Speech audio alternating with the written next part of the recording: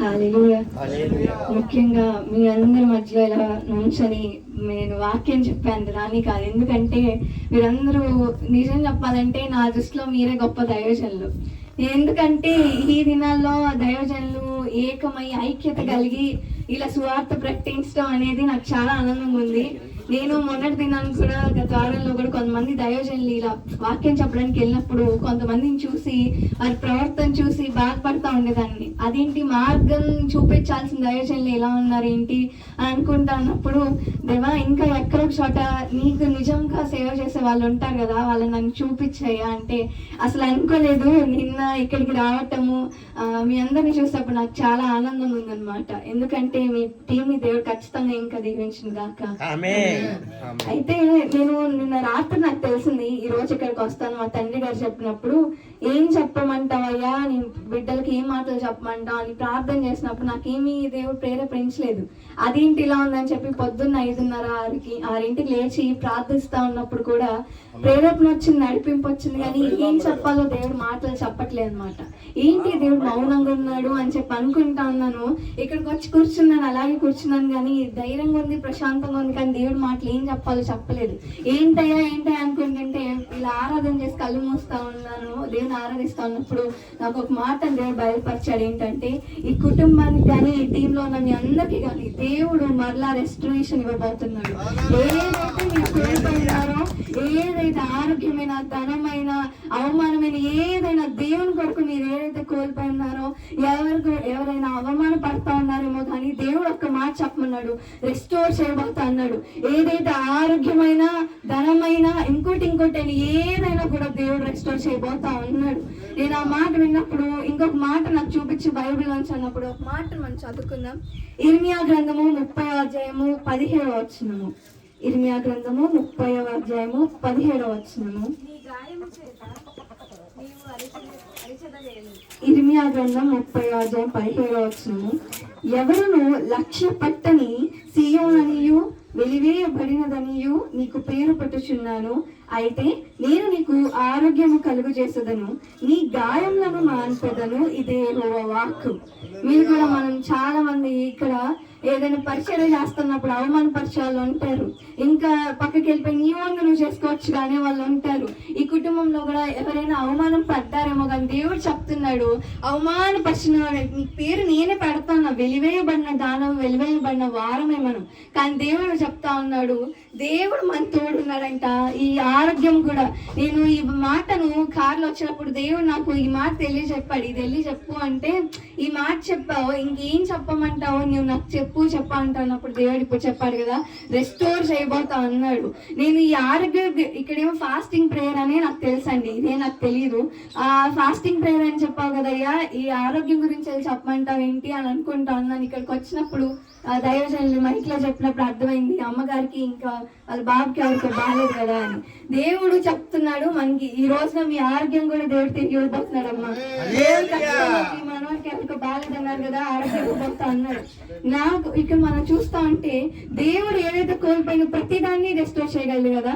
దేవుడు రెస్టోర్ చేస్తా అన్నాడంటే ఏదైతే కోల్పోయామో దానికి డబల్ ఇస్తాడు. మనుషులైనా ఒకటి మన దగ్గర నుంచి తీసుకున్నారనుకోండి, దానికి మనకి సారీ చెప్పడానికి ఎంత తీసుకున్నారు వడ్డీ వేసి, మనం అప్పిస్తే వడ్డీ వేసి ఇస్తారు అంతే కదా. ఈ రోజు చాలా మంది ఆ వడ్డీలు కూడా ఎక్కొడుతున్నారు. మన అప్పు కష్టపడి దాచుకొని ఇస్తాము, వాళ్ళు ఎగ్గొట్టేస్తా ఉంటారు. మేము కూడా చాలా సార్లు అలా చేసి బాధపడిన రోజులు ఉన్నాయి, మోసపోయిన దినాలు ఈ రోజుల్లో కదా. కానీ దేవుడు కనుక మన దగ్గర నుండి ఆయన ఏం తీసుకోడు, కానీ మనము ఏదైతే కోల్పోయామో, ఏదైతే అవమానపడ్డామో దానికి డబల్ ఇస్తా అంటున్నాడు. ఆయన డబల్ అంటే ఆయన దృష్టిలో ఎంతో ఎక్కువ కదా. ఆయన కొంచెం ఇస్తాడా? నో, ఎక్కువ ఇస్తాడు, చాలా ఎక్కువ ఇస్తాడు కదా. అది దేవుడు మనందరి జీవితాల్లో, మీ పరిచర్యల జీవితాల్లో దేవుడు చేయబోతా ఉన్నాడు.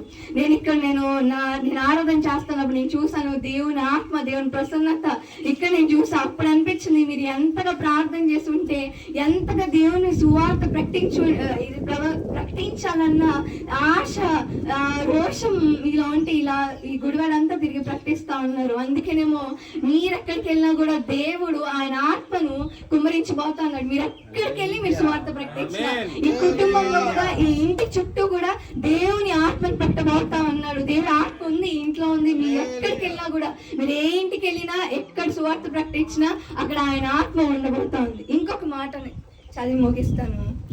పేతురు, 1వ పేతురు రాసిన మొదటి పత్రిక 5వ అధ్యాయము 10వ వచనం మనం చదువుకున్నాము.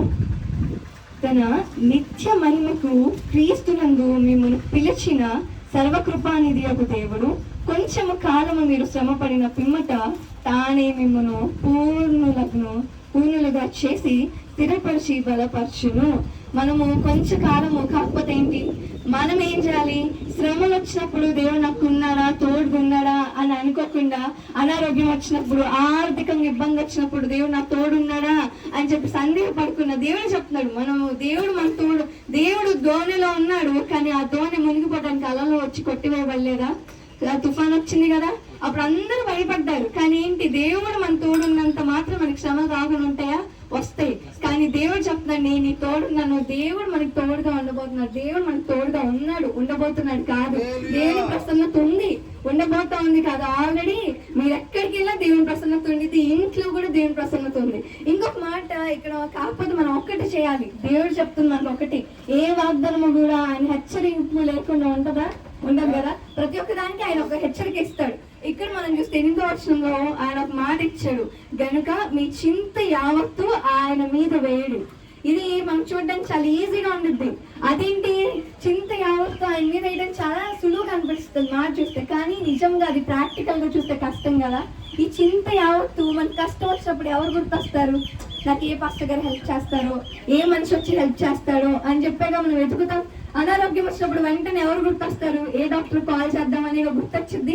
కానీ ఒకటి గుర్తుపెట్టుకోవాలి, మనం అనారోగ్యం వచ్చినప్పుడు డాక్టర్ దగ్గరికి వెళ్ళాలి కరెక్టే, కానీ మొదట వైద్యులకే పరమ వైద్యుడు మన దగ్గర ఉన్నాడు కదా, ఆయన దగ్గరికి వెళ్ళాలి. దేవా నాకు అనారోగ్యం వచ్చి నువ్వు సహాయం వచ్చే అని దేవుని మొదట వెతకండి. ఆ తర్వాత మనము దేవుడు లేకుండా ఎంతో మంది డబ్బులు ఉన్న వాళ్ళు ఉన్నారు, హాస్పిటల్లో పడిపోయి వాళ్ళు ఎంత లక్షలు ఖర్చు పెట్టిన ప్రాణం కాపాడుకోగలిగారా? లేదు కదా. కానీ మనకి డబ్బు లేకపోయినా దేవుడి దగ్గరికి మనం మొదట వెళ్తే మన ఆరోగ్యం ఆయన ఇస్తాడు. అందుకే చెప్తాడు, మీ చింత యావత్తంతా దేవుని మీద ఉంచండి అమ్మా. దేవుడే మీ పరిచర్యలైనా కష్టం వచ్చినా, నేను మీకు చెప్పాను దానికి కాదు, కానీ మనకు కష్టం వచ్చినా కూడా దేవుని మీద మొదట చింత యావత్తు దేవుని మీద మోపమంటున్నాడు. అంటే ఏంటి, ఫస్ట్ ఏది వచ్చినా గుర్తు పెట్టుకోవాల్సింది ఎవరిని? దేవుని గుర్తు పెట్టుకోవాలి. దేవుని గుర్తు పెట్టుకుంటే ఆటోమేటిక్ గా కోల్పోయినంతా కూడా దేవుడు ఇవ్వాలని ఆశగా ఉన్నాడు. మన చింత యావత్తు ఇంకా మన భుజాల మీద మోస్తున్నామేమో, ఇంకా నాకు అనారోగ్యం బాధ మన భుజాల మీద మోస్తామేమో ఆర్థికంగా కొరకు. దేవుణ్ణి అడగండి, దేవుడు ఖచ్చితంగా ప్రతిదీ తిరిగి ఇవ్వబోతా ఉన్నాడు. కొద్ది మాటలు ఇలా ఫలింపచేయండి. మహాపరిశుద్ధుడా, ప్రేమ కలిగిన తండ్రి, నీ ఘనమైన మనకు వందనాలు దేవా. ఇంతమంది దైవజనులు కలిసి ప్రభా ఈ రోజుల్లో కూడా తండ్రి ఎవరి స్వార్థం మనం వెతుక్కుంటా ఉందన్న ఈ రోజుల్లో ప్రభా నీ దైవజనులు తండ్రి ఇంతమంది నీ కొరకు నిన్న సువార్త ప్రకటించాలనయ్యా. అయ్యా ఈ జీసస్ ప్రేయర్ టీమ్ అని ఏర్పాటు అయ్యి ప్రభా ఇంతమంది అయ్యా నీ సువార్తను ప్రకటిస్తా ఉన్నారు. ప్రతి శుక్రవారం ఇలా ఇళ్ళకి వెళ్ళి ప్రభా నీ కోరికను పెడతా ఉన్నారు కదయ్యా. ఈ టీమ్ లో ఉన్న ప్రతి ఒక్క దైవజన్ని మీరు దీవించండి, ప్రతి ఒక్క పరిచర్యని మీరు దీవించండి అయ్యా. అయ్యా ఈ లీడర్ గా ప్రభా ఉన్న ఈ దైవజన అన్నను కూడా మీరు జ్ఞాపకం చేసుకోండి ప్రభా. ఆ అన్న కుటుంబాన్ని, అన్న పరిచర్యను కూడా మీరు దీవించండి అయ్యా. ఇక్కడ ఉన్న ప్రతి ఒక్క దైవజనుల కుటుంబాన్ని కూడా మీరు దీవించండి, వారి పరిచర్యను మీరు ఆస్వాదించండి. ఏదైతే కోల్పోయినారో ప్రతి దాన్ని కూడా నువ్వు రెస్టోర్ చేస్తా ఉన్నావు కదా అయ్యా. వాళ్ళ కుటుంబంలో వారి పరిచర్యలో ప్రభా మీరు రెస్టోర్ చేయండి. ముఖ్యంగా ఈ గృహాన్ని ప్రభా అయ్యా దాశాలుగా ప్రభా అయ్యా నేను ఇక్కడ ప్రవచనం చేసి ఉన్నాను. నువ్వు చెప్పిన మాట ప్రభా, మనుషులు చెప్పిన మాట అయినా ప్రభా తప్పుతారు, కానీ నువ్వు ఇచ్చిన మాట తప్పే దేవుడవి కాదు కదా. ఈ కుటుంబంలో ఇంకా అనారోగ్యం అనే మాట